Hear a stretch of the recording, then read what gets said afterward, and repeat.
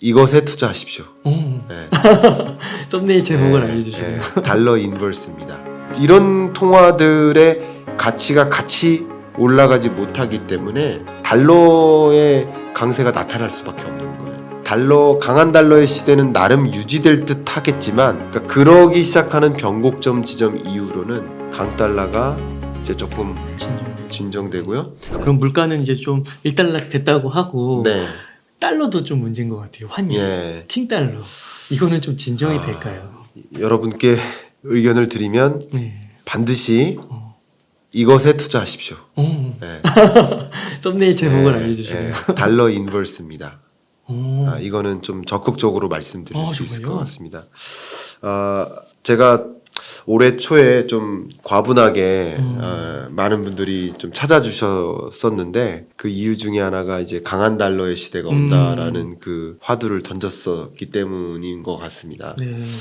그래서 강한 달러가 오게 되는 이유를 좀 설명드려 볼게요. 그리고 어떻게 될 건지를 설명드리면 여러분 충분히 이해 가시고, 제 말 듣고 그냥 무조건 투자하시지 마시고 제 생각에 동의하신다면 그렇게 하시면 좋겠습니다. 이해 가시죠? 동의하시지 않으시면 투자하지 마십시오. 여러분의 판단입니다.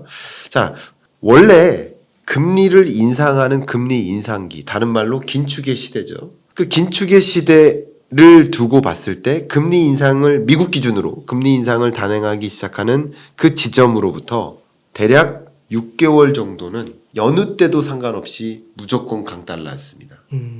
그러니까 우리 미국의 기준금리 인상이 본격적으로 시작되는 시점, 그게 22년 연중이잖아요. 그 시점으로부터 6개월 전은 무조건 강달러화 될 거다. 그러니까 뭐 예를 들어서 뭐 1,100원에서 1,200원, 1,250, 1,300 이렇게 갈 거다라고 봤었고요. 근데 다만 기준금리 인상을 이게 왜 그러냐면 이것도 역시 돈의 이동이에요.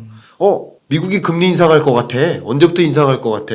그럼 미국 달러 가치가 강해지겠네. 그럼 나는 달러로 갖고 있어야겠다. 달러 수요가 늘어나면서 달러로 돈이 이동하면서 달러 가치가 강해지는 거, 실질적으로. 그러니까 이것도 선행 지표인 거죠. 실제 금리를 인상해서 달러 가치가 올라간 게 아니라. 그래서 우리는 계속 돈의 흐름을 먼저 봐야 됩니다. 선행해서 움직여야 됩니다. 그래서 그런 거고요. 자, 그렇기 때문에 6개월 정도 미국이 금리 인상할 것 같아라는 그 사인만으로도 돈이 먼저 움직이고, 실제 금리 인상을 단행할 때는 별로 인상 안 하네 하면서 선 반영된 것이기 때문에 그때부터는 약달러로 전환될 수도 있어요. 그런데 금리 인상을 단행하기 시작한 이후로는 어떤 기간에는 계속 더 강달러, 어떤 기간에는 다시 돌아오는 약달러, 이런 현상이 있었어요. 그 두 개의 기간을 제가 비교를 해봤더니 공통되는 게 뭐냐면, 약달러로 전환되는 그 기간은 미국의 금리 인상 속도가 빠르지 않아요. 베이비 스텝 행보예요. 대표적인 게 2015년에서 17년 동안 18년까지 높은 금리를 향해 올라가던 시점, 금융위기 이후 올라가던, 그때가 베이비 스텝만 계속 9번 베이비 스텝 합니다. 2015년 12월, 16년 12월, 17년, 여러분 15년 12월에 금리 인상해놓고 1년 만에 0.25 올린 거예요. 16년 12월에. 그리고 17년 3번 인상했는데 다 베이비 스텝이에요. 되게 우습죠? 지금은 자이언트 스텝 한 번 할 걸 1년 동안 한 거잖아요.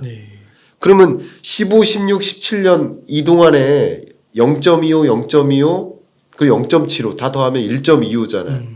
그러면 이번 같은 경우는 뭐 자이언트 스텝 2번 해도 이거 이상이잖아. 그러네요.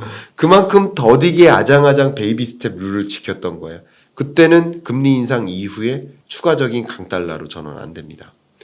그 이유를 또 한 가지 말씀드리면, 쇼트 트랙에서 미국이 천천히 달려주는 거예요. 그러니까 다른 나라들도 천천히 달려도 돼요. 그러니까 강달러가 안 나오는 거예요. 같이 나름 인상할 수 있는 여지를 조성해 주는 거예요. 근데 지금 말씀드린 것처럼 미국의 금리 인상 속도가 너무 빠르면 신흥국이 어떻게 따라갑니까? 지금 경제 위기 상황인데 엄청 힘듭니다. 정말 아프리카 대륙 너무 힘들고 남미 대륙 너무 힘듭니다. 그냥 극단적인 예가 러시아인데, 러시아는 20년의 팬데믹으로 마이너스, 그리고 21년은 회복되다가 22년 전쟁으로 마이너스, 23년 또 한 번 마이너스, 이렇게 전망합니다. 그러니까 이런 나라가 어떻게 긴축적으로 통화 정책을 단행합니까? 네. 그죠? 그러니까 정말 어려워요. 이런 것들이. 그렇기 때문에 미국만큼 금리 인상하는 나라가 없기 때문에 기축 통화국들만 보면 기축 통화국 달러 인덱스에 들어가는 뭐 영국 파운드와 스웨덴 혹은 스위스 프랑 뭐 유로존 유로, 일본 엔화 뭐 이런 캐나다 달러 이런 통화들의 가치가 같이 올라가지 못하기 때문에 달러의 강세가 나타날 수밖에 없는 거예요. 결과적으로는 이렇습니다. 금리 인상 속도에 달린 것이죠. 근데 22년처럼 미국만큼 강한 속도가 없었기 때문에 달러 강세가 나왔던 것이다. 이렇게 표현하고 있고요. 강한 달러의 시대는 나름 유지될 듯 하겠지만 달러의 강세 그 고점은 나름 찍을 가능성이 있다. 언제? 10월 11월에. 10월 11월이 고점이라고 보시면 좋겠고요. 왜냐하면 다른 나라들이 속도를 붙이기 시작했어요. 그렇기 때문에 그리고 이제 다른 나라들이 안 붙이더라도 미국이 변곡점이 온다고 그랬잖아요. 네. 그러니까 다른 나라는 그 이후에 조금 늦게나마 금리 인상을 해서 격차를 좁혀 나갑니다. 그러니까 그러기 시작하는 변곡점 지점 이후로는 강달러가 이제 조금 진정되고요. 사실은 그 진정될 것을 예측하면서 먼저 자금을 회수시킬 겁니다. 그리고 모든 환율 그래프를 보시면 1997, 8년 원달러 기준으로 봤을 때 환율이 뭐 1,600원, 1,700원 찍고 고점 찍고 푹 떨어지죠. 그리고 2008년에도 또 1,500원대를 뚫고 떨어지죠. 이번에는 1,400원대를 뚫고 떨어지죠. 이게 항상 통계적으로 봐도 고점 찍고 떨어지지 고점에서 맴돌지가 않아요. 그죠? 예, 이런 성향도 한번 물론 그 고점에서 이게 플럭추에이션은 그리겠지만 이미 고점을 찍었거나 11월에 고점일 수 있습니다. 특히 중간 선거 이후에는 이제 환율 안정화가 야기될 가능성이 좀 높겠다. 이렇게 말씀드리겠고 뭐 통계적으로나 통화 정책 측면에서도 그렇지만 마지막으로 한 가지가 바로 바이든이죠. 행정정책 관점에서도 그렇게 해석해 볼 수 있을 것 같아요. 그러니까 우리나라도 환율 잡겠다고 강달러 잡겠다고 계속 뭐 합니까? 계속 구두 개입하고 그렇잖아요. 계속 구두 개입하고 뭐 직접 개입도 하고요. 외환보유고를 이용해 가지고. 근데 그렇게 한들 미국이 구두 개입하면 다 가만히 있습니다. 그죠? 그러니까 다른 말로 말씀드리면 우리나라 정부도 강달러를 막기 위해 움직이고 있지만 바이든도 강달러를 유지하기 위해 노력하고 있다는 거예요. 왜? 22년 11월 중간선거가 있기 때문에. 중간선거 굉장히 무시 못할 경제적인 함의가 있습니다. 그 중간선거를 놓고 앞두고 서민들의 표를 얻기 위해서 여러분 9%대 8%대 물가상승률을 경험하는 나라에서 서민들이 바이든한테 표를 주겠습니까? 안 주죠. 안 줘요. 절대 안 줘요. 그러니까 실질소득이 급락하는 거예요. 그런 과정에서는 바이든의 표를 줄 수 없기 때문에 바이든은 곧 죽어도 물가 안정입니다. 곧 죽어도 물가 안정이기 때문에 물가 안정을 위해서는 미국조차 미국은 더 큰 수입국이죠. 만성 무역 적자국이니까. 그러니까 수입 가격이 잡혀야 이 소비자 물가가 잡히기 때문에 수입 가격을 잡기 위한 노력? 그 노력의 절대적인 비중이 뭐예요? 달러잖아요, 달러. 강달러를 가지고 수입 물가를 잡을 수 있는 거기 때문에 원자재 가격이 안 잡히더라도 강달러면 잡을 수 있는 거기 때문에 원자재 가격이 잡히는데 강달러까지 나오면 잡기가 훨씬 수월해지죠. 그런 면에서 이 정치적으로도 혹은 행정부의 정책 기조라는 관점에서도 강달러를 놓지 않을 가능성이 있죠. 언제까지 중간선거까지. 그러니까 그런 것들이 다 맞물려 있는 게 FOMC 회의도 11월에 있고 그런 것들을 생각해 보면 10월 11월이 정점이다. 이제 그런 것들을 예상하고 돈의 이동도 먼저 일어날 수 있기 때문에 그렇기 때문에 10월이 될 수도 있겠다. 이 정도가 좀 정점이고 여러분이 조금 공격적으로 좀 달러 투자를 하시고 싶으시다면 10월 말 지금부터 달러 인덱스 투자하는 것도 좋겠고 달러 인버스 투자 말씀드리는 겁니다. 그리고 조금 나는 안정적으로 가겠다 한다면 이 11월 중하반부에 들어가도 되겠죠. 그래서 달러 강세 기조는 꺾일 가능성이 높겠다 이렇게 생각하고 있습니다. 네. 그래도 교수님께서 그레이트 리세션이라고 책을 좀 말씀을 해주셔가지고 제목을 네, 조금 이렇게 두려운 감이 있었는데 네, 또 이렇게 말씀을 들으니까 물가나 달러가 네, 시간이 지나면 또 해결되는 게 예, 해결될 거라고 생각이 들어서 네. 좀 진정되는 면도 있는데요. 네, 네. 그래서 이제 금융시장 관점에서는 나름의 순풍이 부는 거죠. 환율 좀 안정화되고 물가도 조금 안정화되고 그러면 금리 인상 속도도 좀 둔화되고 그러니까 이제 주식시장 입장에서 이제 다 반영됐나 보다. 이 저점 형성됐나 보다 하면서 움직이는 그런 그림이 나타날 가능성이 높겠죠. 그렇죠. 주식 투자 같은 거는 이제 또 선반영을 한 6개월, 1년 한다고 하니까. 그렇죠. 예. 그래서 달러 인덱스도 한 10월 말이나 뭐 이런 쪽부터 공격적이라고 한다면. 예, 그래서 작년에 22년 네. 전망책 가지고 왔을 때 22년에는 주식 투자는 하지 마시고 현금 보유하셔라.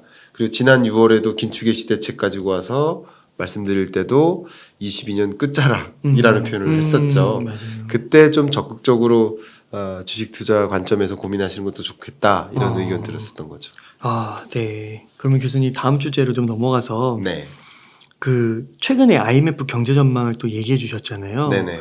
그리고 또 이제 제가 궁금한 게 그 예. 내용을 앞서서 그 IMF가 이렇게 보고를 하면 네. 보고서를 발간하면은 언론들이 다 그걸 인용하더라고요. 네.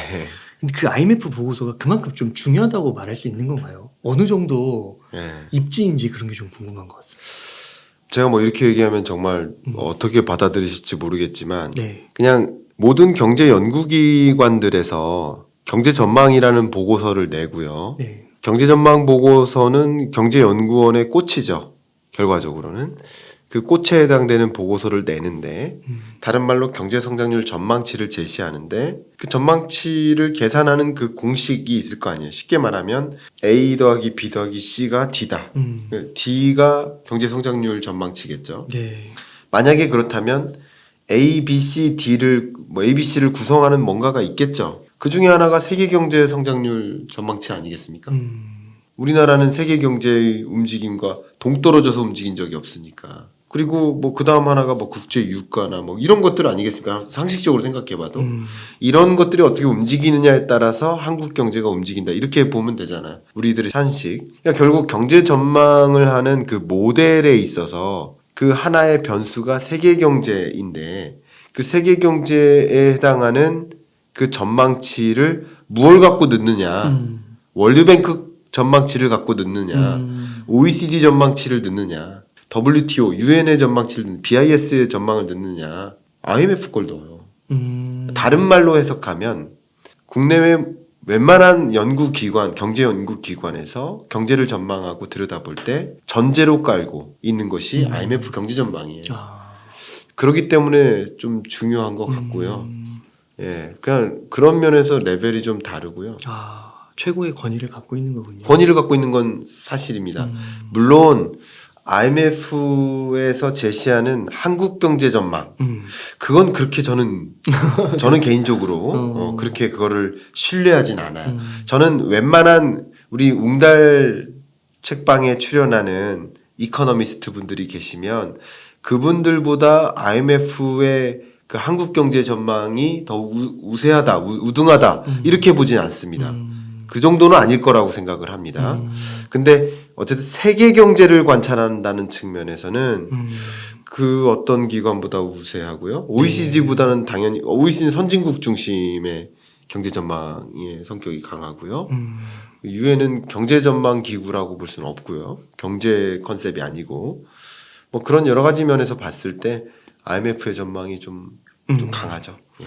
그래서 우리나라가 또 대외 의존도도 강하고 세계 경제 흐름에 되게 민감하잖아요. 맞습니다. 그럼 IMF는 네. 지금 세계 경제 흐름을 어떻게 보고 있어요? 예, 제가 앞서 말씀드렸던 것처럼 리세션이라는 단어를 IMF 전망에도 많이 담고 있고요. 크라시스 예. 오브 리빙 코스트. 예, 좋습니다. 예, 리빙 코스트 크라이시스라는 단어를 부제로 깔고 있을 만큼 크라이시스로 보고 있고 특히 인플레이션이 장기화됨에 따라 그리고 이 금리도 또 계속 올라감에 따라서 그것이 더 이제 경제 주체들에게 굉장한 어려움을 주는 그런 국면이라고 받아들이고 있습니다. 실제 세계 경제 성장률 전망치나 뭐 주요국 전망치나 이런 걸 다 봐도 그런 흐름은 거의 뚜렷하게 나타나는 것 같습니다. 그 보실 때 뭐 좀 주요 권역별이나 국가별로 이거는 정말 좀 체크를 해야겠다 그런 게 좀 있으실까요? 예, 있습니다. 권역별로 쪼갤 때 일단은 IMF는 둘로 이렇게 쪼갭니다. 선진국 그룹과 신흥개도국 그룹 이렇게 두 가지 그룹핑을 합니다만 재밌게도 두 가지 포인트를 말씀드리려고 하는데 선진국들이 더 어렵습니다. 23년에 네. 예, 선진국의 침체 국면이 굉장히 뚜렷하고요. 선진국 권역이 1.1%로까지 떨어집니다. 이 하락세가. 근데 이 신흥개도국들의 성장률은 올해 3.7%, 내년 3.7%. 그러니까 나름의 선방을 유지합니다. 그러네요. 예, 예. 왜 그러지? 근데 이 3.7%가 신흥국으로서 좋은 건 아니에요.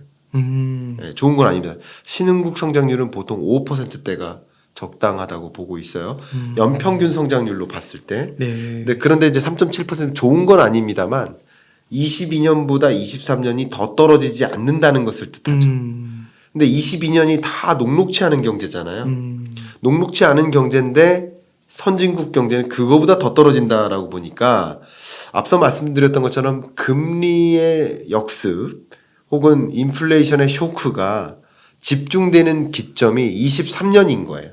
22년엔 여러분 그 경기 침체를 못 보고 지나가는 느낌인 거예요. 물론 여러분 너무 어렵다 뭐 고물가, 고금리, 뭐 고환율, 무역 적자, 경상수지 온통 안 좋은 것 보니까 지금 굉장히 어려운 것처럼 느끼지만 사실 그렇게 느끼시는 것보다 23년은 더 느끼실 겁니다. 체감 경제는 더 어려울 겁니다. 그걸 미리 말씀드리고요. 근데 선진국 경제도 둔화되고 우리 경제도 그렇지만 신흥국 경제는 그래도 유지하는 흐름 이런 것들은 굉장히 주목될 만하고요. 상대적으로 이제 신흥국으로 자금이 쏠릴 수 있겠구나라고 볼 수 있는 대목이에요. 먼저 큰 그림에서는 다만 신흥국 중에서는 옥석 가리기가 필요하다라는 문장을 제가 넣었어요. 왜냐하면 둘로 갈립니다. 위기로부터 벗어나는 신흥국들은 굉장히 유효하고요. 투자 유효하고요. 근데 말 그대로 외환 위기나 금융 위기에 처하는 혹은 그런 취약성이 굉장히 높은 그런 나라들은 상대적으로 더 불안해지죠. 네. 그리고 위기가 오지 않으면 사실은 성장이라는 면에서는 긍정적일 수도 있거든요. 예를 들면 이런 거예요. 예를 들면 그러니까 위험을 추구하다 보면 수익성이 더 높다는 것이죠. 예를 들면 아슬아슬하게 하면 예를 들어 아슬아슬하게 운전하면 도착하는데 걸린 시간 줄어들죠. 그러니까 예쓴 거예요. 다만 위험이 안 나타나면 근데 아슬아슬하게 운전하다가 사고율이 높은 것뿐이지 사고가 안 나면 괜찮은 거예요. 근데 사고가 나면 안 좋은 거죠. 약간 그렇게 보시면 좋겠어요. 그래서 신흥개도국들을 생각해 보면 위기 가능성이 정말 높은 취약 신흥국들을 중심으로 외환 위기가 확산되고 하는 일들은 있을 수 있지만 그런 위기에 처하지 않거나 위기 가능성은 상대적으로 떨어진다 하는 그런 나라들은 성장세가 상당히 높습니다. 그러니까 22년보다는 높습니다. 그러니까 세계 경제의 흐름하고 좀 다릅니다. 그래서 이렇게 됩니다. 이렇게. 그러니까 선진국들은 더 꺼지고 신흥국들은 그러니까 둘이 같이 떨어지다가 선진국들은 더 꺼지고 신흥국들은 유지하는 느낌. 그러니까 둘 간의 격차는 벌어지죠. 결국 이런 흐름과 앞에 말씀드렸던 환율이라는 흐름과 이런 금리 인상이라는 그 기조 이런 것들 다 종합해 보면 또 다시 자금이 어디로 쏠리겠다는 거죠. 신흥국으로 예, 그렇죠. 다시 쏠린다는 거죠. 그런 것들을 생각해 보고 그런 취약 신흥국들을 제외한 그런 신흥국 투자, 신흥국 ETF 투자 이런 건 저는 적절할 수 있겠다고 생각을 하고 있습니다. 혹시 한국은 좀 어떻게요? 네, IMF 경제 전망 보고서가 나오기 전에 제 전망치가 먼저 제시가 됐었는데요, 이미. 근데 결과적으로 저랑 좀 비슷하게 좀 맞춰지는 느낌이긴 한데, 어쨌든 IMF는 우리 한국 경제 성장률을 2.0에서 2.1% 이 정도로 보고 있습니다. 상대적으로 2.0% 수준의 그런 성장률을 유지하는 흐름 이렇게 판단하고 있는 모습입니다. 네. 그래서 이제 2023년 이게 2023년 IMF 경제 전망인 거죠. 23년이란 단어는 안 붙었는데 어. 23년 전망치가 가장 중요한 거죠. 음. 22, 23.